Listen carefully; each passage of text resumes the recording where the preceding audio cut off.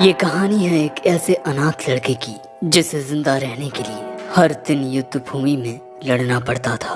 पर एक बार ऐसी ही लड़ाई के दौरान वो इतना ज्यादा जख्मी हो जाता है कि कुछ पलों में उसकी मौत होने वाली थी। मगर तभी उस दुनिया के एक बहुत ही ताकतवर भगवान उसे अपनी ब्लेसिंग देते हैं, जिसके बाद वो बेहिसाब ताकतवर हो जाता है और वो कसम खाता है कि वो इस ताकत के साथ उन लोगों की हिफाजत करेगा जो उसके दिल के करीब है। मगर क्या वो ऐसा कर पाएगा?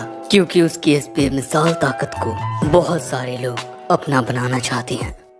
कहानी की शुरुआत में हमें जानने को मिलता है कि इस दुनिया में इंसानों और डेमी ह्यूमंस के बीच हमेशा युद्ध चलते रहते हैं और ऐसी ही एक लड़ाई इस वक्त एक गांव के सैनिक कुछ गोरिल्ला मॉन्स्टर्स के साथ कर रहे हैं। यहाँ इंसान गोरिल्ला मॉन्स्टर्स को मार रहे हैं, मगर ज्यादातर इंसान ही मारे जा रहे हैं। और यहाँ हमारा मेन कैरेक्टर काई एक गोरिल्ला मॉन्स्टर का अकेला सामना कर रहा था। सो तभी उसकी मदद करने के लिए उसका दोस्त मानसो आता है, लेकिन वो गोरिल्ला इन दोनों को बहुत ही आसानी से हरा देता है। और इसके बाद वो गोरिल्ला काई को यहाँ खत्म करने वाला था, लेकिन अगले ही पल में वहाँ एक शख्स आकर उस गोरिल्ला को ही खत्म कर देता है। और इन महाशय का नाम है ओला, जो कि गांव के मुखिया का सबसे बड़ा बेटा है। पर क्योंकि इसके सामने अभी भी कुछ गोरिल्ला मॉन्स्टर्स होते हैं, इसीलिए अपनी स्पेशल पावर को एक्टिवेट करता है, जिससे उसके चेहरे पर एक निशान आ जाता है। इसे डिवाइन क्रेस्ट कहा जाता है। जिसके बाद हम देखते हैं कि ओला उन गोरिल्लास की ओर जाकर एक गोरिल्ला का हाथ काट देता है और इसके बाद वो बहुत ही आसानी से दूसरे गोरिल्ला को भी खत्म कर देता है। जो देख ओला का सामना करने के लिए एक हट्टा कट्टा गोरिल्ला आता है। और दोस्तों, इसके पास भी डिवाइन क्रेस्ट की पावर थी, यानी कि ये मुकाबला दो डिवाइन क्रेस्ट बियरर्स के आमने सामने होने वाला है। जिसके बाद ये दोनों एक दूसरे पर हमला करने के लिए आते हैं, मगर यहाँ ओला गोरिल्ला के हमले से बचकर उसे बीच में से ही काट देता है, जिससे इस लड़ाई में इंसान जीत जाते हैं। और हमें जानने को मिलता है कि इनके गांव का नाम लैग है। मगर दोस्तों, इस जीत को हासिल करने के लिए इन लोगों ने बहुत कुछ खोया भी है। काई और उसके दोस्त तो बच गए, लेकिन बहुत सारे लोग अपनी जानें गंवा चुके हैं। जिसके बाद एक आदमी ओला के पास एक नारियल जैसा फल लाता है। इसे गॉड स्टोन कहा जाता है और ये फल शायद से इन मॉन्स्टर्स का कोड है। ओला एक पूरे फल का रस पी जाता है, जिससे उसकी ताकत और भी ज्यादा बढ़ जाती है। मगर दोस्तों, बाकी के सोल्जर्स को इस गॉड स्टोन में से 1 या 2 बूंद रस ही पीने को मिलता है। जिसके बाद ये सभी उस थोड़े से रस को पी जाते हैं और इस रस को पीते ही हम देखते हैं कि इन सभी की स्पिरिचुअल एनर्जी इंक्रीज हो जाती है। काई कहता है कि अगर गॉड स्टोन का रस पीने से आपकी स्पिरिचुअल पावर बढ़ती है, तब मुझे और रस पीना है। मैंसो बताता है कि हम जैसे मामूली सैनिकों को चंद बूंदों से ज्यादा इस रस को पीने की इजाजत नहीं है।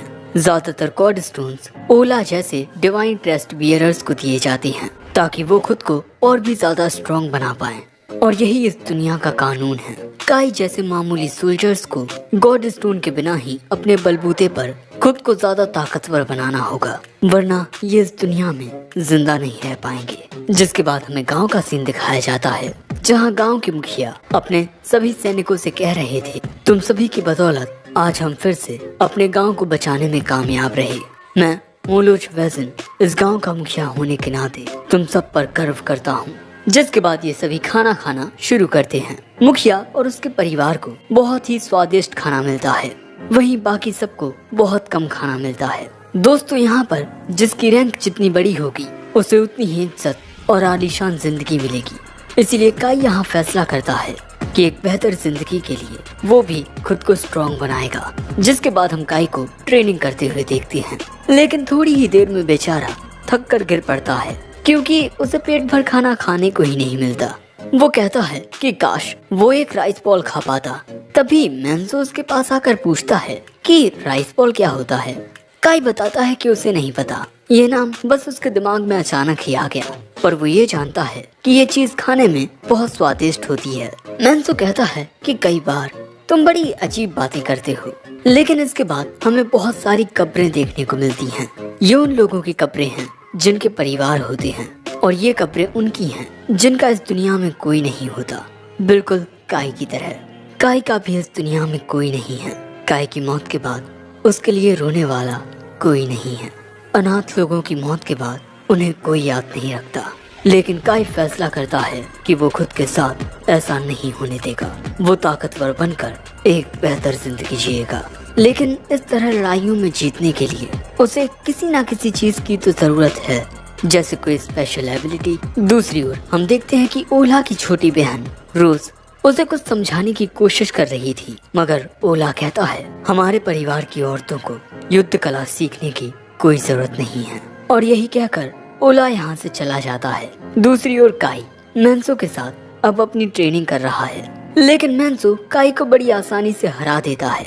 लेकिन यहाँ जब काई गिरता है उसे लगता है जैसे वो पानी में डूब रहा हो, और पल भर में ही वो खुद को एक अलग ही जगह पर पाता है, एक अलग ही दुनिया में। और तभी अचानक कुछ महसूस होते ही काई यहाँ होश में आकर कहता है वो मैजिक था। लेकिन मैजिक क्या होता है? तभी मैंसो पूछता है तुम ये क्या कह रहे हो, ठीक तो हो ना? काई कहता है मैं बिल्कुल ठीक हूँ, मगर असल बात तो ये थी कि ऐसी चीजें, वो अलग दुनिया, ये काई को पहली बार दिखाई नहीं दी है। वो अक्सर ख्वाबों में इन्हें देखता रहता है। उसे ख्वाबों में ऐसी चीजें दिखाई और सुनाई देती हैं जिनके बारे में वो कुछ नहीं जानता। लेकिन काई इनके बारे में किसी को कुछ नहीं बताता, वरना लोग उसे पागल समझेंगे। और इसके अलावा इन चीजों के बारे में सोचना उसके लिए जरा भी फायदेमंद नहीं है। आखिर राइस बॉल्स या मैजिक उसके क्या ही काम आएगा, क्योंकि वो जानता ही नहीं कि ये चीजें होती क्या हैं। लेकिन इसके बाद भी एक ख्याल काई के जहन में रहता है कि अगर वो इस मैजिक का यूज कर पाता तब क्या उसकी जिंदगी बेहतर होती। तभी हम देखते हैं कि एक बास गांव के मुखिया के लिए एक संदेशा लेकर आता है। संदेशा पर मुखिया को पता चलता है कि ऑर्क मॉन्स्टर्स का झुंड पास ही के जंगल में देखा गया है, और जल्द ही इनके यहाँ पर एक एलियन सेरेमनी होने वाली है। इन्हें उन मॉन्स्टर्स को जल्द से जल्द हराना होगा। पर मुखिया कहता है अभी तो हमारे सोल्जर्स के उन गोरिल्ला मॉन्स्टर्स के साथ हुई फाइट के जख्म भी नहीं भरे, और ये एक नई लड़ाई। जिस पर ओला कहता है मगर पिताजी, एक सोल्जर का यही कर्तव्य होता है कि बिना किसी सवाल के अपनी रक्षा के दायित्व को निभाना। दूसरी ओर काई अभी भी सोच रहा था कि क्या हाथ से आग निकल सकती है। उसे देख मैंसो पूछता है और भाई इतनी रात गए क्या सोच रहा है? काई बताता है बस अपने एक ख्वाब के बारे में जिसमें हाथ से आग निकलती है। ये बात सुन मैंसो कहता है हाथ से आग निकालना, तुम्हें पता है मैंने एक कहानी सुनी थी कि बहुत पहले एक ऐसा मुसाफिर था जो बिना किसी चीज के अपने हाथ से आग निकाल सकता था। काई पूछता है कि क्या ये बात सच है? मैंसो कहता है ये बस एक कहानी है जो मैंने काफी वक्त पहले सुनी थी। जिसके बाद गांव में एक नई सुबह होती है, और इसके बाद हम काई को देखते हैं जो सोच रहा था कि क्या सच में वो सिर्फ एक कहानी है, या फिर ऐसा भी मुमकिन है कि हम अपने हाथ से आग निकाल सकते हो। जिसके बाद वो इस बारे में सोचते हुए आगे बढ़ रहा था कि मैजिक का यूज करने के लिए मैजिक पावर की जरूरत होती है, लेकिन मुझे पता नहीं कि ये मैजिक पावर क्या होती है। कहीं ये बिल्कुल उस स्पिरिचुअल एनर्जी की तरह तो नहीं होती जो हमें उस गॉड स्टोन को खाने के बाद मिलती है। शायद मैं इस स्पिरिचुअल एनर्जी की मदद से मैजिक का यूज कर पाऊँ। जिसके बाद वो एक ऐसी जगह पहुंचता है जहां कोई नहीं होता, और इसके बाद वो अपनी उंगली से आग को प्रोड्यूस करने की कोशिश करने लगता है, मगर काफी देर गुजर जाने के बाद भी कुछ नहीं होता। लेकिन इसके बाद वो स्पिरिचुअल एनर्जी को फील करने की कोशिश करता है, स्पिरिचुअल एनर्जी जो उसके दिल के पास होती है, या हम कह सकते हैं कि दिल ही इस स्पिरिचुअल एनर्जी का प्रोड्यूसर है। स्पिरिचुअल एनर्जी पर कंसंट्रेट करके काई फिर से आग को प्रोड्यूस करने की कोशिश करता है, और एक नहीं वो कई सारी नाकाम कोशिशें करता है। लेकिन अगले सीन में हम कई सारे ऑर्क मॉन्स्टर्स को देखते हैं जिन्होंने कई सारे ह्यूमन सोल्जर्स को मार दिया है। जिसके बाद हम देखते हैं कि लैग ब्लेज के सभी सोल्जर्स ऑर्क्स का सामना करने के लिए इकट्ठा हो जाते हैं, और इनके साथ मौजूद थे बानिया ब्लेज के सोल्जर्स। दोस्तों, बानिया ब्लेज के पास ही ऑर्क्स को देखा गया है, और लैग ब्लेज के सोल्जर्स बानिया ब्लेज के सोल्जर्स की मदद के लिए आए हैं। तभी एक सोल्जर बताता है ऑर्क्स यहाँ आ चुके हैं। जिसके बाद इनके बीच लड़ाई शुरू हो जाती है। मैंसो आगे बढ़ते ही एक ऑर्क को मार देता है, लेकिन तभी हम देखते हैं कि एक ऑर्क काई के ऊपर एक सोल्जर की डेड बॉडी फेंक कर मारता है, और इसके बाद वो काई को खत्म करने वाला था कि तभी कई सारे सोल्जर्स आकर उस ऑर्क को मार देते हैं और काई बच जाता है, लेकिन वो यहाँ घायल हो चुका है। दूसरी ओर हम ओला को देखते हैं, जो बड़ी ही आसानी से एक ऑर्क को पकड़कर उसे बहुत बुरी तरह से जमीन में दे मारता है, जो देख बाकी के ऑर्क्स उससे डरकर भागने लगते हैं। उन्हें भागता हुआ देख ओला उनकी ओर चला जाता है। दूसरी ओर काई के पैर में चोट लग जाने की वजह से मैंसो काई का साथ दे रहा था, लेकिन तभी वो देखता है कि इनके पीछे एक ऑर्क छुपा हुआ था। तभी लेग ब्लेज के ये ताऊ कहते हैं, जल्दी से खुली जगह की ओर चले जाओ। लेकिन दूसरी ओर ये ऑर्क मैंसो और काई की ओर बढ़ रहा था, इसीलिए काई कहता है, मुझे छोड़कर चले जाओ। दोस्तों, यहाँ एक सही फैसला यही रहेगा, क्योंकि अगर मैंसो काई को छोड़कर नहीं गया तब वो भी मारा जाएगा। मैंसो कहता है, अगर तुम मर गए तो मैं तुम्हारी कब्र पर जरूर रहूंगा। ये कहकर मैंसो चला जाता है और काई धीरे धीरे दूसरी ओर बढ़ने की कोशिश करने लगता है, क्योंकि वो मरना नहीं चाहता। काई यहाँ एक बार फिर से फायर मैजिक का यूज करने की कोशिश करता है, लेकिन कुछ नहीं होता। लेकिन तभी उसमें एक हथियार आकर लगता है और उस हथियार के लगने से काई की उंगली में से कुछ चिंगारियां पैदा हो जाती हैं, जिसके बाद एक और आकर काई को पकड़ लेता है। वो काई का गला दबाने लगता है, लेकिन काई यहाँ मरना नहीं चाहता। वो फिर से अपनी स्पिरिचुअल एनर्जी पर फोकस करता है और फिर इस ऑर्क की ओर अपना हाथ बढ़ाकर वो फायर मैजिक का यूज करता है, जिससे ये ऑर्क आग में चलने लगता है। और इसी मौके का फायदा उठाकर काई उससे दूर हो जाता है और जिसके थोड़ी देर बाद ही वो ऑर्क यहाँ खत्म हो जाता है। काई ने यहाँ मैजिक का यूज करके इस ऑर्क को मार दिया है, लेकिन उसके हाथ में अभी भी आग लगी हुई है जो बुझती नहीं, और इसीलिए वो कमजोर होकर वहीं गिर पड़ता है। क्योंकि पहली बात कि काई जख्मी होता है, दूसरी बात ये आग उसकी स्पिरिचुअल एनर्जी को उसकी बॉडी में से निकाल रही है। आप जितना ज्यादा मैजिक का यूज करोगे आपकी ताकत उतनी ही कम होती जाएगी। काई को लगने लगता है कि वो सच में यहाँ मरने वाला है, लेकिन मैजिक का यूज करने के बाद वो इस तरह मर नहीं सकता।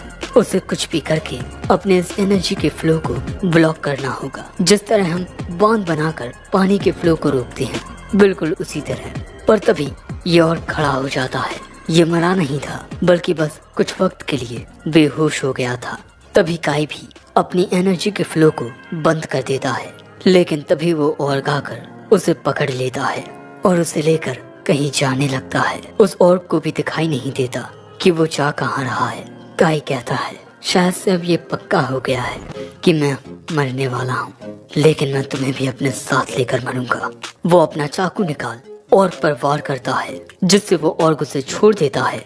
लेकिन वो और काई एक घाटी में गिर जाते हैं, जहाँ काई सीधा नीचे आकर गिरता है पानी में। जिसके बाद हम देखते हैं कि काई जैसे तैसे पानी से बाहर निकल आता है, लेकिन यहाँ वो ऑर्क मारा जा चुका है। काई रेंगते हुए पूरी कोशिश करते हुए आगे बढ़ता है ताकि वो इस ऑर्क का गॉड स्टोन ले पाए। वो इसके शरीर में से गॉड स्टोन निकालता है और इसके बाद उस गॉड स्टोन का रस वो पीने लगता है, जिससे उसकी स्पिरिचुअल एनर्जी इंक्रीज हो जाती है। जिसके बाद वो धीरे धीरे आगे बढ़कर इस पेड़ के पास पहुंचकर यहीं बैठ जाता है और कहता है, गॉड स्टोन खाने की वजह से मेरी स्पिरिचुअल एनर्जी तो बढ़ चुकी है, लेकिन ये जख्म बहुत गहरा है, खून बहना बंद ही नहीं हो रहा। लेकिन इसके बाद काई की आंखें भारी होने लगती हैं। उसे लगता है कि खून बहने की वजह से वो यहाँ मरने वाला है, और इसके बाद वो वहीं बेहोश हो जाता है। दूसरी ओर हम इन सभी सोल्जर्स को देखते हैं। तभी मैंसो के पास एक आदमी आकर पूछता है, तुम्हारे साथ वो लड़का था ना, वो कहाँ है? लेकिन मैंसो का एक्सप्रेशन देख ये आदमी कहता है, युद्ध में अक्सर जाने जाती रहती हैं, उसके बारे में इतना मत सोचो। दूसरी ओर हम काई को देखते हैं, और यहाँ काई जिस पेड़ से टिका हुआ है ये शायद से कोई जादुई पेड़ है, ऐसा मुझे लगता है। जिसके बाद सुबह होती है, काई अपनी आंखें खोलता है। वो देखता है कि वो मरा नहीं है और उसका घाव भी लगभग ठीक हो चुका है। उसे लगता है कि ये सब उस गॉड स्टोन का कमाल है जो उसे ऑर्क से मिला। लेकिन तभी उसे इस पेड़ पर कुछ अजीब से निशान दिखाई देते हैं जो उसे कुछ जाने पहचाने से लगते हैं। पता नहीं काई के दिमाग में क्या आता है। वो यहाँ अपने फायर मैजिक का यूज करता है, जिस वजह से एक धमाका होता है और काई पीछे फिक जाता है। लेकिन तभी उसे पानी में अपना चेहरा दिखाई देता है। उसके चेहरे पर एक डिवाइन क्रेस्ट आ चुका था और थोड़ी ही देर में वो गायब भी हो जाता है। जिसके बाद वो उसी पेड़ के पास आता है उन प्राचीन चिन्हों को पहचानने के लिए, पर वो उन्हें नहीं पहचान पाता और यहाँ से अपने गांव जाने के लिए निकल जाता है। वो इन पत्थरों पर चढ़ने की कोशिश करता है ताकि इस घाटी से बाहर निकल सके, लेकिन तभी गलती से उसके हाथों एक पत्थर टूट जाता है, जिसकी वजह से वो नीचे आ जाता है। वो देखता है कि यहाँ के पत्थर बहुत ही कमजोर हैं, लेकिन दोस्तों ये पत्थर कमजोर नहीं हैं, बल्कि काई की ताकत बहुत ज्यादा बढ़ चुकी है। लेकिन यहाँ पल भर के लिए काई को एक आवाज सुनाई देती है, लेकिन वो इस पर ज्यादा ध्यान नहीं देता और तेजी से ऊपर चढ़ने लगता है और कुछ ही मिनटों में वो उस घाटी से बाहर निकल आता है। जिसके बाद वो उस घाटी की ओर देखता है जहाँ वो मोटा पेड़ लगा हुआ है। अब इसके बाद वो आगे बढ़ते हुए यही सोच रहा था कि उसकी ताकत कितनी ज्यादा बढ़ चुकी है, लेकिन इसके बाद वो सोचने लगता है कि उसे ये ताकत कब मिली, क्योंकि डिवाइन क्रेस्ट की ताकत आपको लैंड कॉर्ड देते हैं। कहीं ऐसा तो नहीं है कि एक डिवाइन क्रेस्ट मिलने के बाद भी मैं एक डिवाइन क्रेस्ट बियरर नहीं बना हूँ, और इसीलिए वो फैसला करता है कि कुछ वक्त तक वो इसके बारे में किसी को नहीं बताएगा। दूसरी ओर हम मैंसो को देखते हैं जो कि काई की एक कब्र बना चुका था, लेकिन तभी उसे काई वहाँ आते हुए दिखाई देता है। वो ये देख खुश होता है कि काई अब तक जिंदा है। जिसके बाद कुछ दिन गुजर जाते हैं और हम काई को फिर काम करते हुए देखते हैं। तभी कुछ लोग काई से कहते हैं, अरे भाई एक ही दिन में कितना काम करोगे तुम। काई देखता है कि उसने बहुत ही कम वक्त में खेत का एक काफी बड़ा हिस्सा जोत दिया है। जिसके बाद आराम करते हुए एक आदमी काई से पूछता है, भाई अचानक ही तू इतना ताकतवर कैसे हो गया। काई बताता है कि जब वो ऑर्क से लड़ने के लिए गया था तब उसने वहाँ मरे पड़े कुछ ऑर्क से थोड़ा थोड़ा गॉड स्टोन्स का जूस पी लिया था, जिस वजह से उसकी ताकत थोड़ी बढ़ गई है। जो सुन मैंसो कहता है, ओह तो इसी वजह से तुम्हारी ताकत इतनी ज्यादा बढ़ गई है। लेकिन तुम जानते हो ना कि कोई भी सोल्जर अपनी मर्जी से इतने सारे गॉड स्टोन्स नहीं खा सकता जब तक कि कोई इमरजेंसी ना हो, लेकिन तुमने उन्हें इमरजेंसी के दौरान खाया है, इसीलिए तुम्हें कोई भी दिक्कत नहीं होगी। लेकिन तभी हम देखते हैं कि एक लड़की यहाँ काई को देख रही थी। सो कुछ मोहतरमाएं कहती हैं कि वहाँ किसे देख रही हो, कोई पसंद आ गया है क्या। जो बात सुन ये लड़की तुरंत यहाँ से चली जाती है। जिसके बाद हम मुखिया की बेटी रोज को देखते हैं जो एक ताऊ के पास आती है। दोस्तों रोज के कहने पर इन ताऊ ने लड़ाई में मारे गए सभी इंसानों की आत्मा की शांति के लिए फूल इकट्ठा करने के लिए कहा था। वहीं हम मुखिया जी को देखते हैं जो कि अपनी भारी भरकम ट्रेनिंग कर रहे थे। जिसके बाद हम काई को देखते हैं जो फिर से इस जगह पर आकर अपने फायर मैजिक को यूज करने की कोशिश करता है और इस बार वो ऐसा कर लेता है। दोस्तों ईश्वर ने काई को एक बहुत ही कमाल की ताकत दे दी है, लेकिन तभी वहाँ रोज आ जाती है और उन्होंने काई की जलती हुई उंगली को देख लिया था। काई वहाँ से भागने की कोशिश करता है पर वो उसे रोक लेती है और पूछती है कि तुम यहाँ क्या कर रहे थे। जिसके बाद काई उन्हें बता देता है कि उसने इस जगह पर अपनी उंगली से आग को पैदा किया था। जो सुन रोज कहती है, शायद से तुम्हारे पास एक एबिलिटी यूजर की काबिलियत है। एक एबिलिटी यूजर वो होता है जो ऐसी एबिलिटीज का इस्तेमाल कर पाता हो जिनका इस्तेमाल करना नॉर्मल इंसान के लिए नामुमकिन हो। जो सुन काई कहता है, तो इस ताकत को एबिलिटी कहते हैं, ना कि मैजिक। पर तभी मिस रोज कहती है, मैंने सुना है कि तुम बहुत सारे गॉड स्टोन खाने के बाद बहुत ज्यादा ताकतवर हो गए हो और अभी तुमने अपनी एबिलिटी का भी यूज किया था, लेकिन फिर भी तुम थके नहीं हो। शायद से तुम्हारे अंदर काफी ज्यादा स्पिरिचुअल पावर है। चलो अब तुम मेरे साथ ट्रेनिंग करो। काई कहता है, क्या? जिसके बाद हम काई को मिस रोज के साथ ट्रेनिंग करते हुए देखते हैं और यहाँ पर मोहतरमा अपना डिवाइन क्रेस्ट एक्टिवेट कर लेती हैं। मोहतरमा की ताकत देख काई भी उनके चैलेंज को एक्सेप्ट कर लेता है। जिसके बाद इनके बीच जो ट्रेनिंग होती है वो हमें नहीं दिखाई जाती, लेकिन हाँ ट्रेनिंग के दौरान काई का डिवाइन क्रेस्ट एक्टिवेट नहीं हुआ। अब इसके बाद जब रोज अपना मुंह धो रही थी तभी काई उससे पूछता है, मुझे लगता था कि सभी डिवाइन क्रेस्ट के बियरर्स इक्वली ताकतवर होते हैं। रोज बताती है कि ऐसा नहीं है। उसके भाई और उसके पिता रोज से बहुत ज्यादा ताकतवर हैं। एक डिवाइन क्रेस्ट बियरर की ताकत इस बात पर डिपेंड करती है कि भगवान ने उसे कितनी ताकत दी है, लेकिन वो कड़ी मेहनत के जरिए अपनी ताकत को और भी ज्यादा बढ़ा सकता है। काई कहता है, पर आपको ट्रेनिंग करने की क्या जरूरत? जो सुन रोज कहती है, तुम्हारे कहने का मतलब क्या औरतें युद्ध भूमि में जाकर लड़ नहीं सकती? जरूरत पड़ने पर हम औरतों को भी अपने परिवार की हिफाजत के लिए लड़ना पड़ता है। और इसके बाद मिस रोज काई को कुछ और बताने वाली थी, लेकिन तभी एक सायरन बजता है और इसीलिए मिस रोज यहाँ से जाने लगती हैं ताकि कोई इन्हें देख ना ले। रोज यहाँ छुपकर ट्रेनिंग करने के लिए आती है। पर तभी काई पूछता है कि आप मुझे क्या बताने वाली थी। रोज कहती है मेरे पास तुम्हें सब कुछ बताने का वक्त नहीं है, लेकिन मैं जल्द ही अपनी मंथली ग्रेव क्लीनिंग के लिए जाने वाली हूँ। तुम भी मेरे साथ चलना।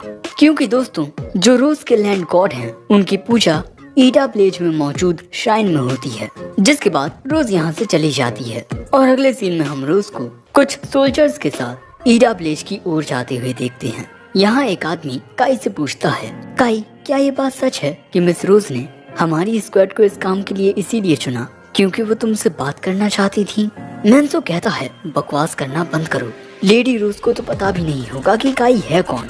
लेकिन जो सभी लोग थे उन्हें काई पर अभी भी शक था। जिसके बाद ये सभी एक जगह पर रुकते हैं और हमें जानने को मिलता है कि ईडा विलेज भी मोलोच फैमिली के अंडर आता था, लेकिन गोरिल्ला मॉन्स्टर्स ने यहाँ हमला करके इस गांव को अपना बना लिया।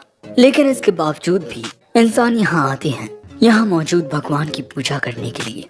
लेकिन इस जगह पर अब फसल तक नहीं उगती। शायद से भगवान ने इस जगह पर अपनी कृपा बरसाना बंद कर दिया है। तभी मिस रोज आकर कहती हैं, मैं इस गांव का थोड़ा चक्कर लगाना चाहती हूँ और इसके लिए मैं इस लड़के को अपने साथ ले जाना चाहती हूँ। जिसके बाद हम देखते हैं कि मिस रोज काई को कुछ मुरझाए हुए फूलों के पास लेकर आती हैं और वो यहाँ आकर अपनी स्पिरिचुअल एनर्जी का यूज करके यहाँ कुछ करती हैं। हमें जानने को मिलता है कि मिस रोज ने यहाँ भगवान से प्रार्थना की है कि वो इस जगह पर अपनी कृपा बरसाना फिर से शुरू कर दें और सिर्फ डिवाइन क्रेस्ट बियरर्स ही भगवानों से ऐसी प्रार्थनाएं कर सकते हैं। लेकिन इस गांव के भगवान की प्रार्थना करने के लिए अब इस गांव में कोई नहीं बचा, इसीलिए इस गांव के भगवान की ताकत कम हो चुकी है। लेकिन सिर्फ मिस रोज के प्रार्थना करने से कुछ नहीं बदलने वाला, क्योंकि वो ज्यादा ताकतवर नहीं है। लैक विलेज में रोज के पिता ईश्वर से प्रार्थना करते हैं, इसीलिए वहाँ की फसलें बहुत अच्छी होती हैं और इसीलिए रोज के पिता हमेशा ट्रेनिंग करते रहते हैं ताकि उनकी ताकत बरकरार रहे और ईश्वर हमेशा उन पर अपनी कृपा बरसाए रखें। साथ ही रोज काई को ये भी बताती है कि जितने ज्यादा लोग किसी भगवान की पूजा करेंगे वो भगवान उतने ही ज्यादा ताकतवर हो जाएंगे। और यही बात मिस रोज काई को बताना चाहती थी। दोस्तों इस खंडर जैसी जगह पर एक अंडरग्राउंड रास्ता था। फ्लिन नाम का ये आदमी कहता है स्क्वाड 1 यहीं रुकेगी और बाकी सब हम मिस रोज के साथ अंडरग्राउंड जाएंगे। अब अंडरग्राउंड आकर हम देखते हैं कि ये लोग एक पत्थर को साफ कर रहे हैं जिस पर प्राचीन भाषा में कुछ लिखा हुआ है। दोस्तों ये पत्थर इस गांव के भगवान का ग्रेव स्टोन है और यहाँ काई इस पत्थर को जैसे ही छूता है वो इस पर लिखे हुए शब्दों को पढ़ने लगता है। जिसके बाद वो दूसरी ओर आकर अब यहाँ लिखे शब्दों को पढ़ने की कोशिश करता है, लेकिन इस बार वो सिर्फ शब्दों को समझ पाता है लेकिन उन्हें एक सेंटेंस की तरह पढ़ नहीं पाता। तभी मिस रोज पूछती हैं, तुम ये क्या बड़बड़ा रहे हो? काई कहता है, अरे कुछ नहीं। पर इसके बाद हम देखते हैं कि कुछ गोरिल्ला मॉन्स्टर्स इनके इस ठिकाने पर नजर रख रहे हैं। वहीं यहाँ पर काई अब ईडा विलेज के भगवान के लिए यहाँ ऑफरिंग रखता है और हमें जानने को मिलता है कि मिस रोज का सपना है कि वो एक दिन ईडा विलेज को फिर से रीबिल्ड करें, क्योंकि उसे ही इस गांव के भगवान ईडालैंड की प्रोटेक्शन मिली है और इसीलिए ये उसकी जिम्मेदारी बनती है कि वो इस गांव में फिर से खुशियां लेकर आए, इस गांव में फिर से लोग रहें जो इस गांव के भगवान की पूजा करें। और ऐसा करना रोज की ख्वाहिश और जिम्मेदारी दोनों है। रोज की बात सुन ये सभी कहते हैं, हम भी इसमें आपका साथ देंगे। पर यहाँ काई मन में सोचता है कि एक डिवाइन क्रेस्ट बियरर की कुछ जिम्मेदारियां बनती हैं। आखिर मेरी जिम्मेदारियां क्या हैं? मेरे भगवान, मेरा क्षेत्र कहाँ है? लेकिन तभी एक आदमी आकर बताता है कि बाहर गड़बड़ हो गई है। हमें जानने को मिलता है कि इनकी ओर दुश्मन आ रहे हैं, गोरिल्ला मॉन्स्टर्स। इसीलिए फ्लिन मैंसो से कहता है कि वो अपनी स्क्वाड के साथ मिस रोज को यहाँ से सुरक्षित ले जाए। लेकिन तभी मिस रोज वहाँ आकर कहती हैं, मैं भी आपके साथ यहाँ लड़ूंगी। लेकिन वो कहता है कि माफ कीजिएगा, लेकिन मैं आपको ऐसा नहीं करने दे सकता। और फिर मैंसो मिस रोज को यहाँ से ले जाने लगता है।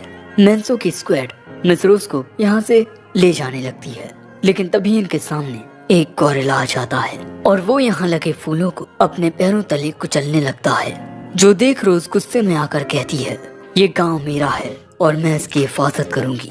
पर दोस्तों यहाँ पर एक और गोरिल्ला आ जाता है।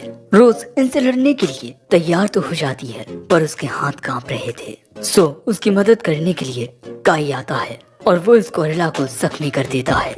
और इसके बाद वो तुरंत उस गोरिल्ला की कुल्हाड़ी उठाकर मिस रोज को बचाने आ जाता है। वो उछलकर इस कुल्हाड़ी को उस गोरिल्ला में दे मारता है और इसके बाद अपना खंजर निकाल इस गोरिल्ला को खत्म कर देता है।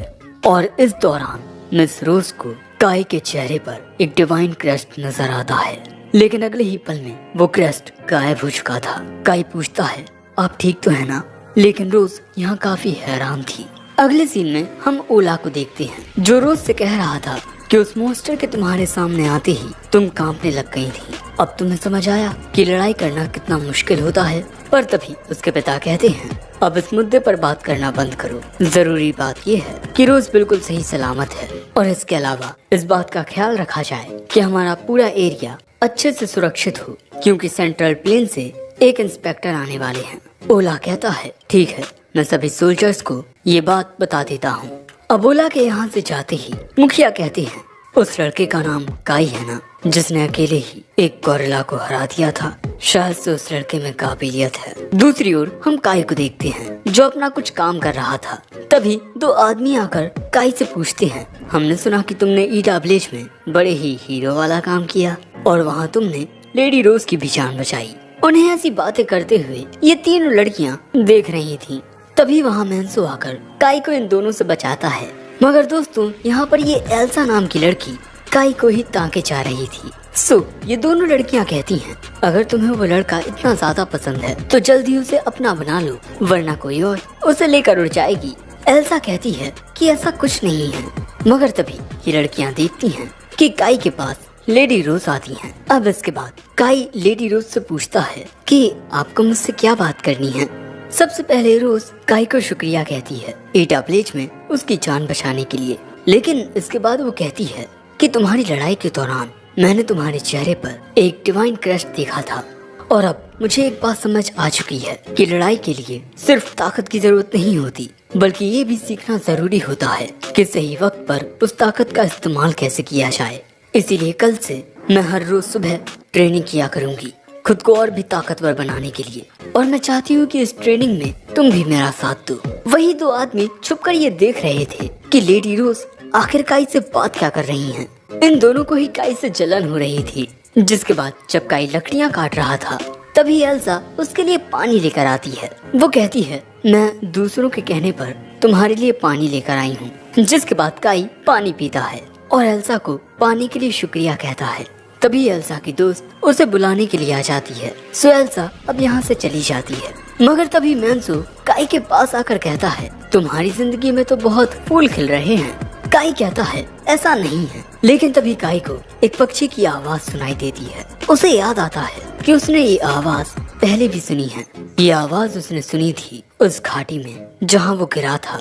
अब रात के दौरान हम देखते हैं कि काई चुपके से गांव से बाहर उसी घाटी की ओर जाने लगता है और यहाँ वो एक बहुत ही ऊंची छलांग मारता है और ऐसे ही तेजी से उछलते हुए उस घाटी की ओर बढ़ने लगता है।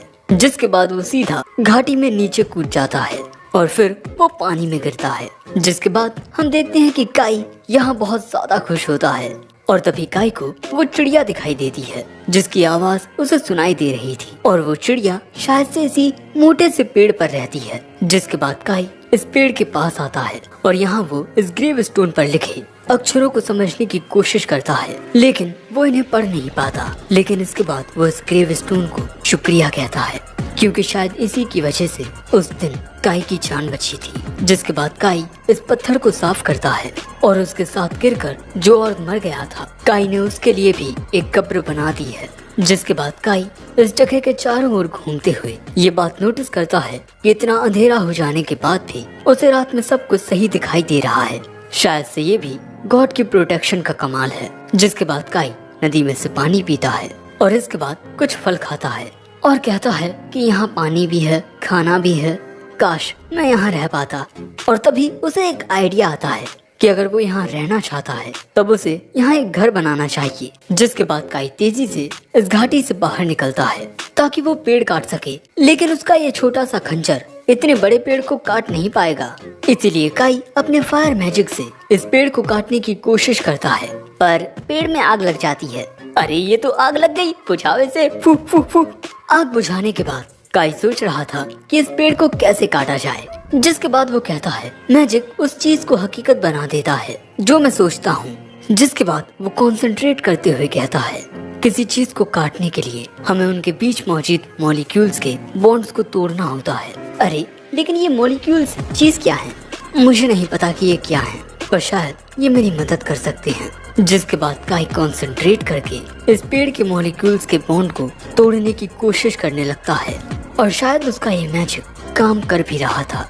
लेकिन तभी उसे कुछ आवाज आती है, कोई चीज उसकी ओर आ रही थी और ये होते हैं ऑर्क्स और ये एक दूसरे के साथ अपनी अलग भाषा में कुछ बात कर रहे थे। दूसरी ओर काई उस आवाज का पीछा करके इस जगह पर पहुंचता है जहां उसे कुछ लोग दिखाई देते हैं। यानी कि वो आवाज ऑर्क्स की नहीं थी, पर उन्हें भी वो आवाज सुनाई थी। काई को लगता है कि शायद ये लोग भी घाटी में अंदर जाने की कोशिश कर रहे हैं। सो तभी काई अपना डिवाइन क्रस्ट एक्टिवेट करके उन लोगों की ओर कूद पड़ता है। लेकिन जैसे ही वो इनके चेहरे देखता है वो शांत हो जाता है। ये लोग उसे बच्चों की तरह लगते हैं, लेकिन ये बच्चे नहीं होते। तभी एक पिद्दू काई के सामने खंजर लेकर आ जाता है। सो एक छोटे से ताऊ जी उसे शांत करते हैं। ज्यादा हीरो मत बन, वो कूद देगा। और काई को ताऊ की बात समझ आ रही थी। ताऊ अपना नाम पोरक बताते हैं और ये कोरोर पीपल के लीडर हैं। काई बताता है कि उसने कोरोर जाति के लोगों को पहले कभी नहीं देखा। ताऊ बताते हैं कि उनकी बातचीत कुछ इंसानी व्यापारियों के साथ हुई है, क्योंकि इंसानों को उनके बनाए हुए आइटम्स काफी पसंद आते हैं। जिसके बाद ताऊ काई से माफी मांगते हैं इस जगह पर बिना इजाजत के आने के लिए। वैसे ये लोग यहाँ पर द ग्रेट वैली गॉड के एक एंशिएंट एग्रीमेंट की वजह से आए हैं। इन सभी को झुका हुआ देख काई कहता है आपको झुकने की जरूरत नहीं है। अब इसके बाद ताऊ बताते हैं कि आदि काल से ही जो इनकी जाति के लोग हैं वो जंगलों में रहते आए हैं और लैंड गॉड्स की पूजा करते आए हैं। लेकिन कुछ दिनों पहले इनके लैंड गॉड को छीनने के लिए कुछ और सोल्जर्स ने इन पर हमला कर दिया और हमें उनसे लड़ने की ताकत नहीं थी, इसीलिए हमें उस जगह से अपनी जान बचाकर भागना पड़ा। पर अब आप ही हमें बचा सकते हैं, हमारे आर्बिट्रेशन गॉड। काई पूछता है कि एक आर्बिट्रेशन गॉड क्या होता है। ताऊ बताते हैं कि एक आर्बिट्रेशन गॉड वो होता है जिसकी ताकत सबसे ज्यादा होती है। काई कहता है अरे आपको गलतफहमी हो गई है, मैं कोई गॉड नहीं हूँ। तभी ये महाशय कहते हैं मुझे भी बिल्कुल यकीन नहीं है कि ये हमारे वो आर्बिट्रेशन गॉड हैं जो पलक झपकाते ही एक आर्मी को खत्म कर सकते हैं, जो हमेशा न्याय का साथ देते हैं। पर ताऊ कहते हैं कि नहीं, यही है वो, क्योंकि अपने जवानी के दिनों में ताऊ गलती से बिना इजाजत के उसी घाटी में चले गए थे जहाँ काई गिरा था, जिसकी उन्हें सजा भी मिली। ताऊ लगभग अंधे हो चुके हैं, लेकिन अभी भी ताऊ की बूढ़ी आंखें डिवाइन चीजों को देख पाती हैं, जैसे स्पिरिचुअल एनर्जी की रोशनी, और उन्हें काई के अंदर एक स्पिरिचुअल लाइट नजर आ रही है। और मुझे पूरा यकीन है कि आप ही हमारे वो आर्बिट्रेशन गॉड हैं जिन्हें द ग्रेट वैली गॉड की प्रोटेक्शन मिली है। आगे ताऊ बताते हैं कि वैली गॉड की प्रोटेक्शन के बदले इन्होंने एक सैक्रिफाइस भी किया है, और वो सैक्रिफाइस थी ताऊ की अपनी पोती। और ताऊ ने अपनी पोती आरू को घाटी के अंदर भेज दिया है।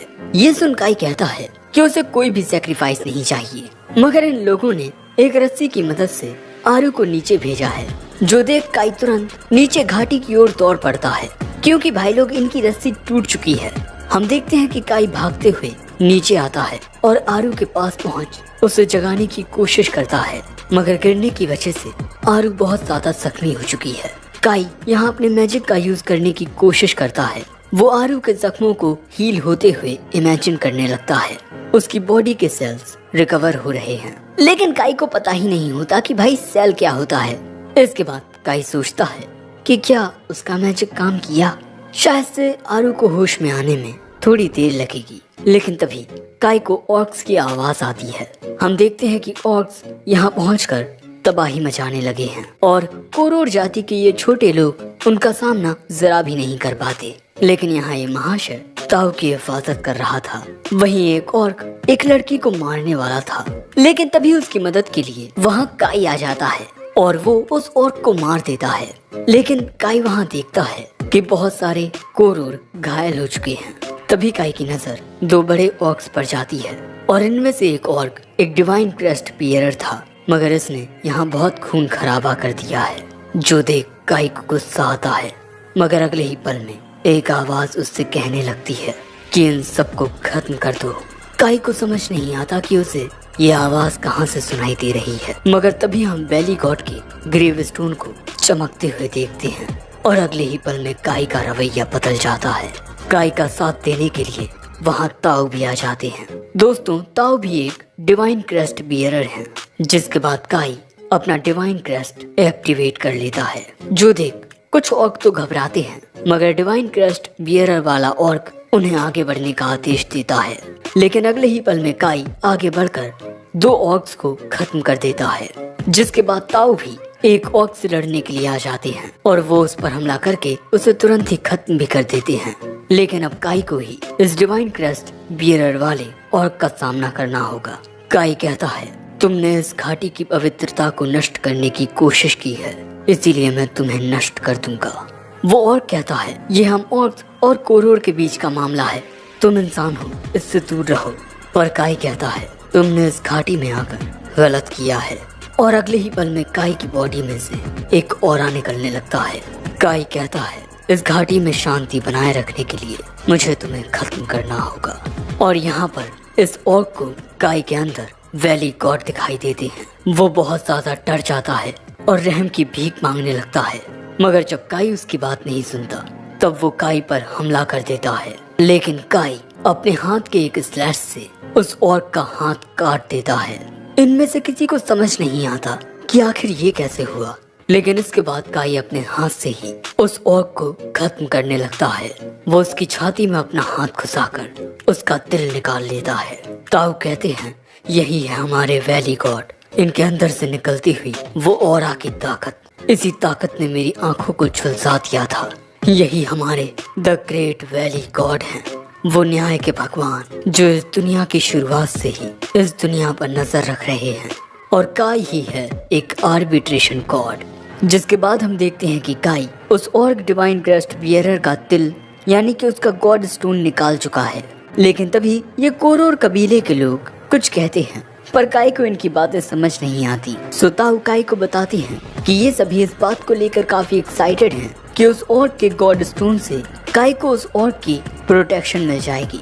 दोस्तों, जब कोई शख्स किसी डिवाइन क्रेस्ट बियरर का गॉड स्टोन खाता है तब उस शख्स को उस डिवाइन क्रेस्ट बियरर की सभी ताकतें मिल जाती हैं। लेकिन एक हकीकत ये भी है कि कोई शख्स एक ही टाइम पर 2 गॉड्स की प्रोटेक्शन नहीं रख सकता है। लेकिन हाँ, आप मल्टीपल गॉड्स की ताकत तो अपने पास रख ही सकते हैं। यानी कि इस गॉड स्टोन को खाने के बाद काई की ताकत और भी ज्यादा इंक्रीज हो जाएगी। जिसके बाद हम देखते हैं कि काई इस गॉड स्टोन में से आधा रस ताऊ को दे देता है, क्योंकि ताऊ ने भी उसकी मदद की है। जिसके बाद ताऊ और काई इस जूस को पी जाते हैं। लेकिन जैसे ही काई इस जूस को पीता है उसके अंदर से एक ताकत निकलती है। ताऊ बताते हैं कि जब कोई डिवाइन क्रेस्ट बियरर मरता है तब उसके गॉड की स्पिरिट वापस से उनके ग्रेव स्टोन में चली जाती है। लेकिन तभी अचानक काई को पेट में बहुत तेज दर्द होने लगता है और ऐसा हो रहा है उस डिवाइन क्रेस्ट बियरर के गॉड स्टोन को खाने की वजह से। जिसके बाद हम देखते हैं कि काई धीरे धीरे घाटी की ओर बढ़ने लगता है और वो नीचे सीधा घाटी में कूद जाता है। और तभी हमें पास्ट का एक सीन दिखाया जाता है जहाँ चारों ओर आग लगी हुई थी। काई की आंखों के सामने उसके माता पिता को मार दिया गया था और ऐसा करने वाले थे ये गोरिल्ला मॉन्स्टर्स। और यही ख्वाब देखते हुए काई की आंख खुल जाती है। लेकिन यहाँ काई खुद को एक अलग ही जगह पर पाता है। और दोस्तों, यहाँ पर वो ताऊ की पोती आरू के साथ सो रहा था।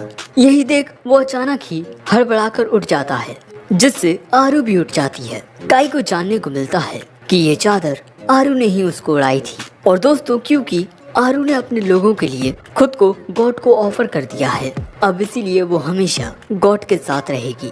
काई कहता है कि तुम्हें ऐसा करने की जरूरत नहीं है, तुम अपने घर वापस चली जाओ। पर आरू का कहना होता है कि अगर वो अपने घर वापस गई तब वो वहाँ सिर्फ बदकिस्मती लेकर जाएगी। लेकिन जैसे ही काई फिर से कहता है कि तुम्हें वापस घर चले जाना चाहिए, आरू कहती है कि नहीं, मैं जिंदगी भर आपकी सेवा करूंगी और आपको छोड़कर कभी नहीं जाऊंगी। इससे पहले कि काई कुछ और कहता, वो नोटिस करता है कि सुबह हो चुकी है, उसे जल्द से जल्द अपने गांव वापस लौटना होगा।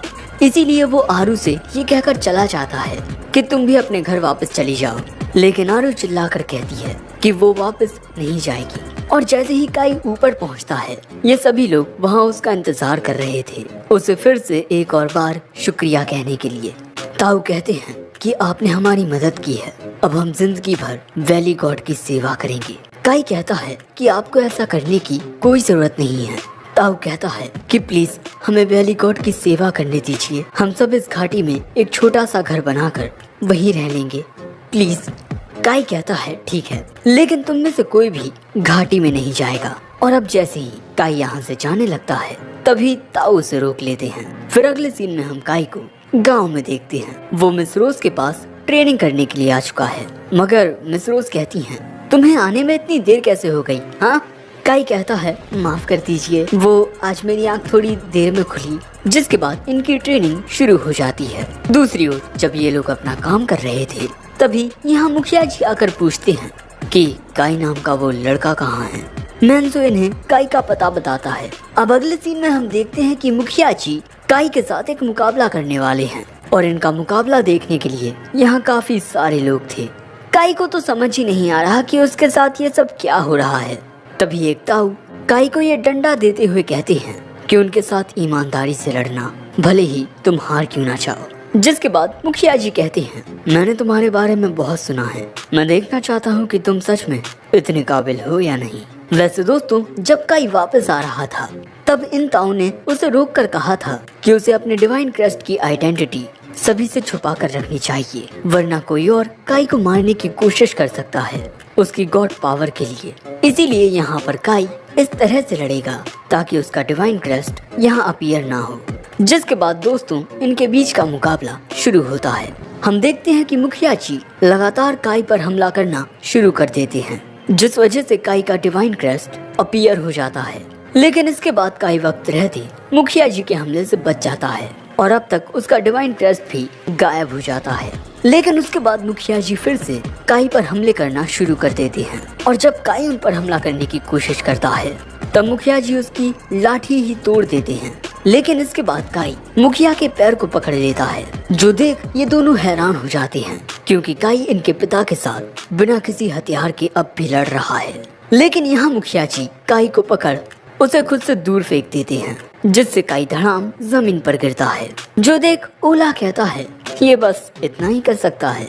लेकिन इसके बाद मुखिया जी हंसते हुए कहते हैं, तुम मुझे पसंद आए, कल से मैं तुम्हें खुद ट्रेन करूंगा। और ये बात सुन काई के तो होश उड़ जाते हैं, और यहाँ काई को अपने पिता के साथ लड़ते हुए देख रोज कहती है, जितना मैंने सोचा था ये उससे ज्यादा बेहतर है, कल से मैं इसके साथ और भी कड़ी ट्रेनिंग करूंगी। और वहीं जो काई के दोस्त थे वो तो उस पर हंस रहे थे। वहीं एल्सा जो ये सब देख रही थी, उसे काई के बचपन की एक बात याद आती है। काई ने कहा था कि वो खुद को ताकतवर बनाएगा। वहीं काई को तो समझ नहीं आता कि उसके साथ ये सब क्या हो रहा है। जिसके बाद रात के वक्त जब मैंसो अच्छे खाने के सपने देख रहा था, इसी दौरान काई यहाँ से निकलकर वैली की ओर जाने लगता है। बेचारे को दिन भर के बाद अब जाकर घाटी में जाने का मौका मिला है। जिसके बाद हम उसे घाटी में देखते हैं, लेकिन यहाँ काई को एक झोपड़ी जैसी चीज दिखती है। उसे लगता है कि वो कोरोर इस घाटी में उसकी मर्जी के बिना रहने के लिए आ गए हैं। लेकिन जब वो झोपड़ी में जाता है, तब उसे वहाँ आरू मिलती है, जो काई को वहाँ देख काफी खुश होती है। काई पूछता है, क्या तुमने इस घाटी में दूसरे कोरोर को आने दिया है? वो कहती है कि नहीं, यहाँ सिर्फ वही थी, यानी कि आरू ने अकेले ही ये झोपड़ी वगैरह बना ली। काई कहता है, मैंने तुमसे वापस घर जाने को कहा था ना। लेकिन तभी आरू उसे खाना दिखाती है, जो आरू ने काई के लिए बनाया था। अब काई को भूख भी लगी थी, इसीलिए काई उस खाने को बड़े ही चाव से खाने लगता है। काई को इस तरह भुक्कड़ों की तरह खाना खाते हुए देख आरू उसके लिए और भी ज्यादा खाना लेकर आती है। आरू यहाँ ये देख बहुत खुश होती है कि काई को उसके हाथ का बना खाना इतना अच्छा लग रहा है। लेकिन तभी काई उसे बताता है कि उसे कभी भी गाँव में इतना सारा खाना खाने को नहीं मिला। जिसके बाद अगले दिन काई देखता है कि अब उसे पहले से ज्यादा खाना मिलने लगा है। जो देख ये लोग उसके पास आकर कहते हैं, भाई तुम्हें ज्यादा क्यों मिला, हमें क्यों नहीं? जो देख आंटी इन पर गुस्सा करते हुए कहती हैं, अगर तुम लोगों को ज्यादा खाना चाहिए तो ज्यादा मेहनत करो। और यही सब देख मैंसो कहता है, भाई तेरी जिंदगी में तो सच में बहुत सारे फूल खिल रहे हैं। और यही सब देखते हुए एल्सा एक बंदे को कुछ ज्यादा ही खाना दे देती है। और यही देख वो आदमी कहता है, मैडम जी मैं आपको इतना ज्यादा पसंद हूँ? हाँ। एल्सा कहती है, अरे नहीं, ऐसा नहीं है, वो तो आपको गलती से चला गया, चलिए वापस कीजिए। और तभी इस सीन पर काई की नजर पड़ जाती है, जिसके बाद रात के वक्त काई फिर से घाटी की ओर जाता है, जहाँ वो आरू के साथ हाथों से पेड़ काटता है। और उसके बाद वो गांव में आकर मिस रोज के साथ ट्रेनिंग करता है। रात में फिर से घाटी में जाकर जब वो काम कर रहा था, तब वो आरू को भी कुछ करते हुए देखता है, जिसके बाद वो गांव में आकर अपना मेहनत भरा काम करता है। रात में वो फिर से घाटी में आता है और यहाँ वो देखता है कि आरू हमेशा खाना खाने से पहले भगवान से प्रार्थना करती है। और यहाँ जब काई को ज्यादा खाना मिलता है, तब उसके दोस्तों के ज्यादा खाना मांगने पर आंटी भी उन्हें थोड़ा खाना दे देती हैं, लेकिन ना के बराबर। रात के वक्त काई घाटी की पास वाली जगह पर जाता है, जहाँ इन कोरोर ने अपना छोटा सा कबीला बसा लिया है, जिसके बाद हम इन सबको ये बहुत बड़ा पत्थर निकालने की कोशिश करते हुए देखते हैं। पर जब ये ऐसा नहीं कर पाते, तब इनकी मदद के लिए मुखिया जी आते हैं। और यहाँ मुखिया जी अपना पूरा जोर लगाकर इतने बड़े पत्थर को अकेले ही उठा लेते हैं। पर दोस्तों, इस दौरान काई को मुखिया जी की पीठ पर चोटों के निशान दिखाई देते हैं। अब रात के वक्त घाटी में काई अपनी एनर्जी से इस फूल को फिर से खिलाने की कोशिश कर रहा था, पर वो ऐसा कर नहीं पाता। काई को अभी भी बहुत सारी चीजें सीखने की जरूरत है। अब अगले दिन हम एल्सा को देखते हैं। तभी काई वहाँ आता हुआ पूछता है, तुम ये क्या कर रही हो एल्सा? एल्सा बताती है कि वो ये देख रही है कि ये सारे फूल हर साल की तरह कितनी खूबसूरती से खिल रहे हैं। एल्सा बताती है कि ये सभी फूल उन बीजों से उगे हैं, जो बीज एल्सा का परिवार अपने गांव से लाया था। दोस्तों, एल्सा का परिवार एक दूसरे गांव में रहता था, पर मॉन्स्टर्स ने उस गांव को तबाह कर दिया। इनका गांव तो खत्म हो गया, पर उस गांव के ये खूबसूरत फूल आज भी यहाँ जिंदा हैं। तभी काई कहता है, मुझे याद आया कि हम दोनों इस गांव में सेम विलेज से ही आए हैं। एल्सा कहती है, तुम इस बारे में भूल गए थे ना? काई कहता है, भूला नहीं था, बस मुझे याद थोड़ा कम रहा। लेकिन इसके बाद एल्सा कहती है, काई तुम सच में कमाल के हो, मुखिया जी तुम्हें खुद ट्रेन कर रहे हैं। काई कहता है, ऐसा कुछ नहीं है, अभी भी उसे बहुत कुछ सीखने की जरूरत है। उसे और ताकतवर बनने की जरूरत है, ताकि वो इस दुनिया में सरवाइव कर पाए, क्योंकि वो इस दुनिया में बिल्कुल अकेला है। और यही देख एल्सा कहती है, हमारे पिछले गांव में भी तुमने रोते हुए यही बात कही थी। जिसके बाद हमें दिखाया जाता है कि इनका गांव चलने के बाद जब ये सभी लैग विलेज की ओर जा रहे थे, तब यहाँ एल्सा की नजर रोते हुए काई पर जाती है। लेकिन तभी इनके ऊपर एक गोरिल्ला मॉन्स्टर हमला कर देता है और वो कुछ लोगों को मार भी देता है, जो देख एल्सा तो बहुत घबरा जाती है, मगर काई उसकी ओर दौड़कर उसका पैर पकड़ लेता है। दोस्तों, काई यहाँ रो रहा था, मगर फिर भी वो यहाँ हार नहीं मानता। प्रेजेंट में एल्सा कहती है, मुझे उस वक्त लगा कि हम सभी मरने वाले हैं, लेकिन वहाँ मुखिया जी ने आकर हमारी जान बचाई। काई को भी याद आता है कि उस दिन मुखिया जी ने आकर इन सबको उस मॉन्स्टर से बचाया था। पर अपने गांव वालों की ये हालत देख काई कसम खाता है कि वो खुद को और भी ज्यादा ताकतवर बनाएगा। काई कहता है, उस वक्त वो बहुत फ्रस्ट्रेट हो गया था, ये देख कर कि उसके गांव वाले कमजोर होने की वजह से किस तरह मारे गए, और उस दौरान वो कुछ नहीं कर सका। इसीलिए उसने कसम खाई कि सभी को प्रोटेक्ट करने के लिए वो खुद को ताकतवर बनाएगा। लेकिन सच कहूँ तो मैं अपनी इस कसम के बारे में भूल चुका था। मगर एल्सा कहती है, मुझे याद है कि उस दिन तुमने किस तरह हिम्मत दिखाकर हमें बचाया था। तुम तब से लेकर अब तक जरा भी नहीं बदले काई। जिसके बाद रात के वक्त हम एक ऑर्क को देखते हैं, जिसने एक गोरिल्ला को खत्म कर दिया था। तभी उसका सामना करने के लिए एक डिवाइन क्रस्ट बियरर गोरिल्ला आता है, लेकिन अपने एक ही बार से ये ऑर्क उसकी गर्दन को उसके धड़ से अलग कर देता है। और इस ऑर्क ने यहाँ पर अनेकों गोरिल्ला मॉन्स्टर्स को मार दिया है, और बाकी के जितने भी ऑर्क्स थे वो इसकी ही जय जयकार कर रहे थे। और तभी ये ऑर्क कहता है, हमारी मंजिल है वो घाटी। दूसरी ओर हम काई को आरू के साथ उसी घाटी में देखते हैं, और यहाँ आरू शायद से कपड़े बना रही थी, और इनका ये शांतिमय जीवन बहुत अच्छे से गुजर रहा था। अगले सीन में हम देखते हैं कि काई सोच रहा था कि वो किस तरह से चावल से राइस बॉल बना सकता है, मगर तभी उसके पास एल्सा आकर पूछती है कि ये राइस बॉल क्या होते हैं। काई कहता है कि पता नहीं वो क्या होते हैं, पर बहुत टेस्टी होते हैं, पर उसने आज तक कभी कोई राइस बॉल खाया नहीं है, पर वो उन्हें खाना चाहता है। ये बात सुन एल्सा कुछ सोचने लगती है, मगर तभी वहाँ मैंसो आकर कहता है, काई जल्दी से वो बोरी वहाँ रखो। वहीं इन तीनों को काई से जलन हो रही थी। हम यहाँ काम करें और ये साला काई लड़की से बात करे।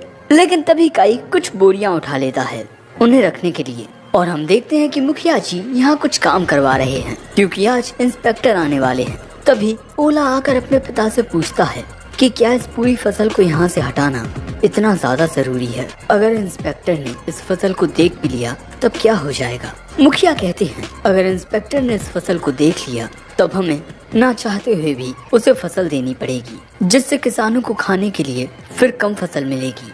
ओला कहता है कि आखिर इसमें दिक्कत ही क्या है, हमें उस इंस्पेक्टर का भरोसा जीतने के लिए उसे कोई ना कोई तोहफा तो देना ही पड़ेगा। सो मुखिया कहते हैं कि किसानों के बारे में सोचना इंस्पेक्टर के बारे में सोचने से ज्यादा जरूरी है। चारों ओर इसी बारे में बातें हो रही थी कि कैपिटल से एक इंस्पेक्टर आने वाला है और इसीलिए ये सभी अपनी फसलें छुपा रहे हैं। जिसके बाद हमें ये भी जानने को मिलता है कि इंस्पेक्टर भी एक डिवाइन क्रेस्ट बियरर है, पर उसकी ताकत मुखिया से भी ज्यादा है। जिसके बाद हम देखते हैं कि गांव में अब इंस्पेक्टर का स्वागत किया जा रहा है। इंस्पेक्टर की घोड़ा गाड़ी वहाँ आते ही मुखिया जी अपना इंट्रोडक्शन देते हैं, मगर अंदर से इंस्पेक्टर की आवाज आती है, यहाँ आते वक्त मुझ पर कुछ गोरिल्ला मॉन्स्टर्स ने हमला किया। वो तो अच्छी बात थी कि मैंने उन्हें हरा कर भगा दिया। रोज ये जान हैरान होती है कि क्या अकेले ही कई सारे गोरिल्ला मॉन्स्टर्स को हरा दिया। जिसके बाद इंस्पेक्टर घोड़ा गाड़ी से बाहर निकलता है और इस बोने का नाम है गैंडल। गैंडल रोज को देखते ही कहता है, ओह तो तुम हो ब्लैक ब्लेज की वो खूबसूरत व्हाइट लेडी। तुम्हारी त्वचा तो बहुत ही आकर्षक है। तुम्हारे पिता तुम्हारा काफी अच्छा ख्याल रखते होंगे। रोज कहती है कि मैं भले ही एक लड़की हूँ लेकिन एक डिवाइन क्रेस्ट बियरर होने के नाते मुझे लड़ने के लिए भी तैयार रहना चाहिए। गैंडल कहता है औरतों का काम लड़ना नहीं बल्कि घर पर रहकर बच्चे पैदा करना है। और इसके बाद वो ओला से कहता है और तुम्हें भी उन डेमी ह्यूमंस को गांव से दूर रखने का काम अच्छे से करना चाहिए। ओला कहता है जी जैसा आप कहें।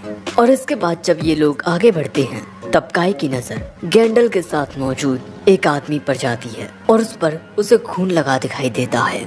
इन महाशय को मोनेस्ट्री ऑफ मास से भेजा गया है। ये रास्ते में गैंडल से मिले और उसके साथ ही इस गांव में आ गए। वैसे इन महाशय का नाम नागा है। जिसके बाद हम देखते हैं कि गैंडल इनका सारा अनाज देख रहा था। इतना कम अनाज देख वो कहता है क्यों क्या हुआ, तुम अपने मुखिया की जिम्मेदारी सही से नहीं निभा रहे क्या? आखिर फसल इतनी कम क्यों है? मुखिया जी कहते हैं मुझे इसके लिए माफ कीजिएगा। पर तभी गैंडल कहता है वैसे मैंने सुना है कि कुछ गांव वाले अपनी फसलें छिपा देते हैं, कहीं आपने तो ऐसा नहीं किया ना? मुखिया कहते हैं नहीं ऐसा नहीं है, बल्कि खराब मौसम की वजह से फसलें सही से उगी नहीं हैं। जो सुन गैंडल कहता है अगर मौसम खराब हुआ तो मेरे जाने के सफर में मुश्किल आ सकती है, शायद मुझे कुछ दिन यहीं रुकना पड़ेगा।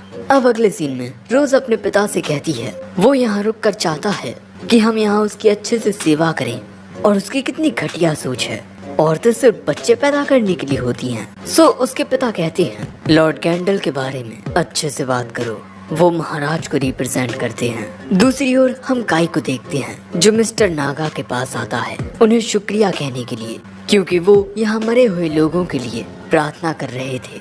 पर मिस्टर नागा कहते हैं ये तो मेरा कर्तव्य है। वैसे तुम वही लड़के हो ना जो काफी सारे गॉड स्टोन्स खाने के बाद काफी ताकतवर हो गया। देख कर लगता है कि मैं और तुम एक जैसे हैं। मोनेस्ट्री होने के नाते ये मेरी ट्रेनिंग का एक हिस्सा है कि मैं खुद को ताकतवर बनाने के लिए गॉड स्टोन्स कंज्यूम करूं। काई पूछता है कि क्या आप एक डिवाइन क्रेस्ट बियरर के जितने ताकतवर हैं? लेकिन तभी मिस्टर नागा अपना डिवाइन क्रेस्ट दिखाते हैं, मगर डिवाइन क्रेस्ट होने के बाद भी इनके पास किसी गॉड की प्रोटेक्शन नहीं है। कोई भी शख्स गॉड स्टोन्स खाकर कड़ी मेहनत करके इस डिवाइन क्रेस्ट को अचीव कर सकता है। दूसरी ओर हम देखते हैं कि गैंडल के लिए बहुत ही अच्छा खाना बनाया गया है, लेकिन गैंडल के लिए इतना अच्छा खाना भी पर्याप्त नहीं होता। वो कहता है मुझे और चाहिए, क्योंकि सेंट्रल प्लेन का एक इंस्पेक्टर होने के नाते मैं इतनी खातिरदारी तो डिजर्व करता हूँ। और क्योंकि काफी सारा खाना गैंडल को दे दिया गया है इसीलिए बाकी सबको खाना कम मिलता है। दूसरी ओर मिस्टर नागा मुखिया को बताते हैं कि पास ही के जंगल में ऑक्स का एक काफी बड़ा झुंड है और उन्हें शायद किसी मकसद से भेजा गया है और उस मकसद को पूरा करने के लिए वो धीरे धीरे इसी ओर बढ़ रहे हैं। और मैंने उनका वो मकसद पता लगाने की भी कोशिश की, पर मैं कुछ ना जान सका। इसीलिए मुझे आपकी मदद चाहिए होगी मुखिया जी। मुखिया कहते हैं ठीक है, मैं आपके साथ अपने कुछ लोगों को भेजता हूँ। अब अगले सीन में काई आरू को बताता है कि वो कुछ दिनों तक घाटी में नहीं आ पाएगा, क्योंकि काई भी उस पुजारी के इन्वेस्टिगेशन में उसका साथ दे रहा है। आरू कहती है अगर आप वापस नहीं लौटे तो? काई कहता है ये मेरी घाटी है और इसकी हिफाजत करने के लिए मैं वापस जरूर लौटूंगा। अब इसके बाद काई ताऊ के पास आता है। ओरा कहता है आपने बताया कि ऑर्क्स का एक काफी बड़ा झुंड इस ओर आ रहा है, कहीं वो उन ऑर्क्स को ढूंढने के लिए तो नहीं आ रहे जिन्हें आपने हराया था? काई कहता है हो सकता है, पर मैं भी उनका सामना करने के लिए तैयार हूँ। जिसके बाद हम देखते हैं कि मुखिया जी ने कुछ लोगों को पुजारी जी के साथ भेज दिया है, जिनमें रोज भी शामिल है। वैसे पुजारी जी के साथ ओला को जाना था, पर ओला को उन गोरिल्ला मॉन्स्टर्स को इन्वेस्टिगेट करने का काम दिया गया है जिन्होंने गैंडल पर हमला किया था। दोस्तों काई भी पुजारी जी के साथ जा रहा था, मगर तभी एल्सा वहाँ उसके लिए खाना लेकर आती है, चावल के बने राइस बॉल्स। और ये एल्सा ने बड़ी मेहनत से बनाए हैं, लेकिन इन राइस बॉल्स को देखते ही काई को ना जाने क्यों अपनी माँ की याद आ जाती है, जिनका जिक्र उसके जहन में पिछले कई सालों से नहीं आया। मगर तभी मैंसो उसे बुला लेता है, इसलिए उसे जाना पड़ता है। जिसके बाद हम देखते हैं कि ये लोग थोड़ी दूर आ चुके हैं और यहाँ पुजारी जी शायद से नक्शा देख रहे हैं। और यहाँ रोज काई से कुछ पूछने वाली थी, लेकिन वो पूछती नहीं। लेकिन तभी एक आदमी आकर इन्हें बताता है कि उस जगह पर ये लोग देखते हैं कि इनके आगे थोड़ी दूरी पर बहुत सारे गोरिल्ला और ऑर्क्स मरे पड़े थे, लेकिन इनमें गोरिल्ला मॉन्स्टर्स ज्यादा थे, यानी कि इस लड़ाई में ऑर्क्स की ताकत ज्यादा रही होगी। काई कहता है कि आखिर ये ऑर्क्स चाहते क्या हैं? रोज कहती है कि कल रात उसने मिस्टर नागा की बात सुनी थी, वो सभी ऑर्क्स किसी मकसद पर आए हैं, शायद से किसी चीज की तलाश पर, और उसी चीज की तलाश मिस्टर नागा भी कर रहे हैं। इनकी बातें सुन मिस्टर नागा इन्हें बताते हैं एक भविष्यवाणी के बारे में कि इस इलाके में एक ऐसा ताकतवर भगवान आएगा जिसे नजरअंदाज नहीं किया जा सकता। और मिस्टर नागा ऑर्क्स का पीछा इसीलिए कर रहे हैं ताकि उनका पीछा करके वो उस भगवान और उसके ग्रेव स्टोन तक पहुंच सके, क्योंकि उस गॉड की ताकत बेमिसाल है। वो जिसे भी अपनी प्रोटेक्शन देगा वही जाति सबसे ज्यादा ताकतवर कहलाएगी। काई पूछता है कि आखिर ये किस तरह का भगवान है? मिस्टर नागा बताते हैं कि इनके हाई प्रीस्ट ने इन्हें बताया था कि इस इलाके में वो गॉड आएगा जिसे काबू करना किसी के भी लिए नामुमकिन है। एक ऐसा गॉड जो अच्छा भी है और बुरा भी। वो चाहे तो दुनिया को रोशनी से भर सकता है और चाहे तो अंधकार से। काई मन में कहता है कहीं ये वैली गॉड की बात तो नहीं कर रहे। जिसके बाद आगे बढ़ते हुए इनकी नजर एक गांव पर पड़ती है और इस पर भी हमला हुआ है। और यही देख रोज वहाँ गांव वालों की मदद करने के लिए जाने लगती है। गांव में पहुँचते ही इन्हें कुछ लोग दिखाई देते हैं। ये यूजलस नाम की जनजाति के लोग हैं और इस वक्त शायद ये बेहोश हैं। यूजलस प्रजाति के लोग काफी शांतिमय होते हैं, पर यहाँ इन सभी के सींगों को काट दिया गया है और ये काम ऑर्क्स का है। तभी रोज कहती है कुछ लोग शायद से यहाँ छुपे हुए होंगे, हमें उन्हें ढूंढना चाहिए। पर मिस्टर नागा कहते हैं तब मुझे अपने रास्ते पर आगे बढ़ना चाहिए, मैं यहाँ एक तलाश पर आया हूँ। काई भी मिस्टर नागा के साथ जाता है। वहीं ये लोग गांव में जरूरतमंद लोगों को ढूंढ रहे हैं, पर तभी रोज को जमीन पर खून पड़ा दिखाई देता है। खून के निशान से ये एक घर तक पहुँचते हैं। दूसरी ओर काई और मिस्टर नागा एक मंदिर जैसी जगह पर पहुँच जाते हैं। अंधेरा होने की वजह से मिस्टर नागा यहाँ अपनी उंगली से आग जला लेते हैं और वो देखते हैं कि उनकी फायर टेक्निक देखने के बाद भी काई जरा भी हैरान नहीं हुआ। इसीलिए वो पूछते हैं कि क्या तुमने इस टेक्निक को पहले देखा है? काई इस सवाल का जवाब दिए बिना कहता है वो देखिए हमारे सामने एक ग्रेव स्टोन है। दूसरी ओर इनके पास जैसे ही ये दरवाजा खोलते हैं सामने से एक और गिरता है। वहीं ये लोग देखते हैं कि ये इस गांव के लैंड गॉड का ग्रेव स्टोन है और इस ग्रेव स्टोन पर जो चिन्ह बने हैं उन्हें समझने के लिए मिस्टर नागा एक किताब का इस्तेमाल करते हैं। इस गांव के लैंड गॉड का नाम है नाज़ेल काजील। वहीं इस ग्रेव स्टोन के पीछे काई को एक औरत बेहोश नजर आती है अगले सीन में हम देखते हैं कि ये लोग उस औरत को बाहर लेकर आ गए हैं। वहीं रोज की टीम को उस छोटे से घर में 3 ऑर्क्स मिले, यानी कि इस गांव में तबाही ऑर्क्स की मेन फोर्स ने नहीं बल्कि सिर्फ इन 3 ऑर्क्स ने फैलाई है। और ये मोहतरमा शायद से इस गांव की मुखिया हैं और इन्हें जो ये गहरा जख्म लगा है ये एक ऑर्क की कुल्हाड़ी से लगा है। काली नाम का ये बंदा कहता है एक गॉड की प्रोटेक्शन होने के बाद भी एक औरत इन ऑर्क्स को नहीं हरा पाई। लेकिन ये बात रोज सुन लेती है और तभी मिस्टर नागा इन मोहतरमा की तलवार उठाकर कुछ चेक करते हैं और इसके बाद बताते हैं कि इन्हीं मोहतरमा ने अपनी तलवार से इन तीनों ऑर्क्स को मारा है। जो बात सुन रोज काफी हैरान होती है कि एक औरत ने अकेली ही 3 ऑर्क्स को हरा दिया। मिस्टर नागा बताते हैं कि क्या हुआ होगा। यूजलेस प्रजाति के लोगों के सींग काफी अच्छी कीमत पर बिकते हैं, इसीलिए इन ऑर्क्स ने यहाँ हमला किया। लेकिन लोगों को बचाने के लिए इनकी मुखिया आईं, जिन्होंने बहादुरी के साथ इन ऑर्क्स से लड़ाई की। इसने उनका ध्यान भी भटकाया ताकि बाकी के गांव वाले यहाँ से सुरक्षित बचकर निकल पाएं। दोस्तों, एक यूजलेस और एक ऑर्क के बीच जो ताकत का फासला होता है वो बहुत बड़ा होता है। लेकिन इस ताकत के फासले को जानते हुए भी मोहतरमा पीछे नहीं हटी और बहादुरी से दुश्मनों का सामना किया ताकि वो अपने लोगों को बचा सके। मिस्टर नागा कहते हैं मुझे लगता है कि अपने लोगों से प्यार करना ये एक ऐसी खासियत है जो हर एक डिवाइन क्रस्ट बियरर में होनी ही चाहिए।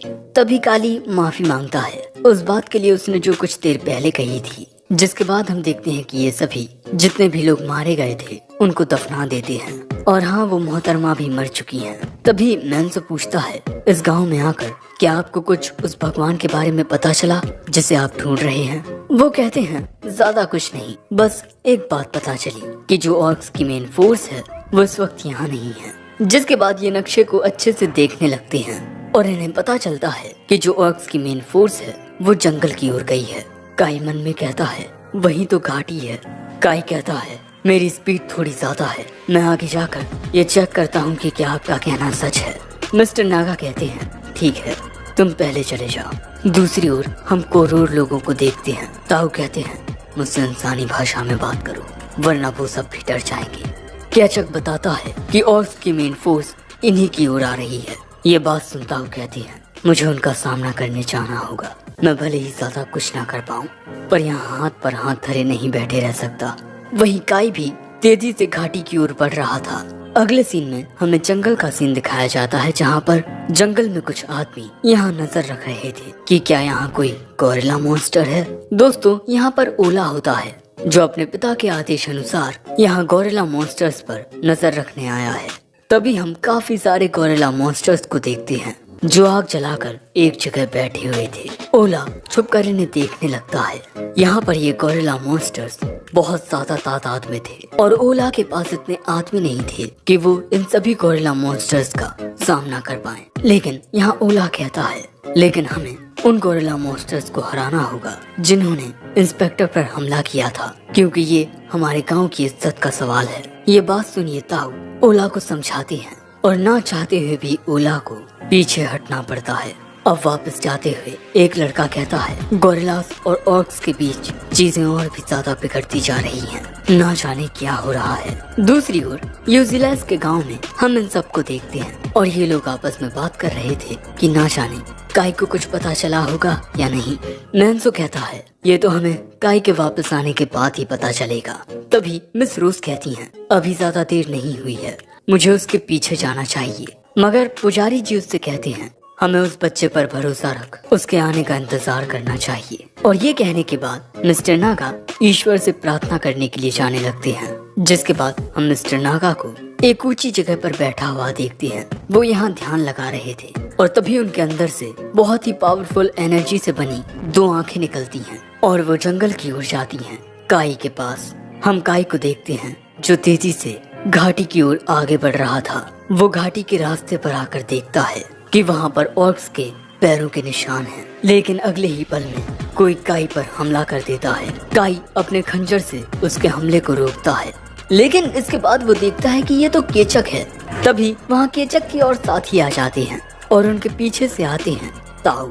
जिसके बाद ताऊ काई को पूरी सिचुएशन बताते हैं और वैसे केचक ने गलती से काई को दुश्मन समझकर उस पर हमला कर दिया था। काई कहता है तुम सबको इतना खतरा उठाने की जरूरत नहीं थी।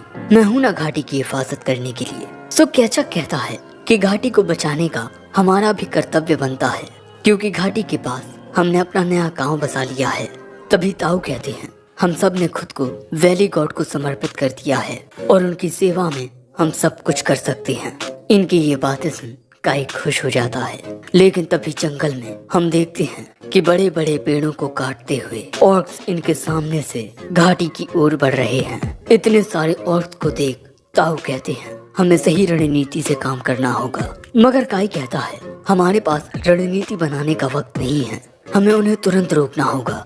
लेकिन तभी हम देखते हैं कि ऑर्क्स का जो मेन लीडर होता है उसकी नजर काई और बाकी सबको देख लेती है। दूसरी ओर हम कैंडल को देखते हैं जो खाने की बर्बादी कर रहा था, ये कहते हुए कि ये खाना, इसे तो हमारे यहाँ के कुत्ते भी नहीं खाते, वो तो मैं मजबूरी में खा रहा हूँ।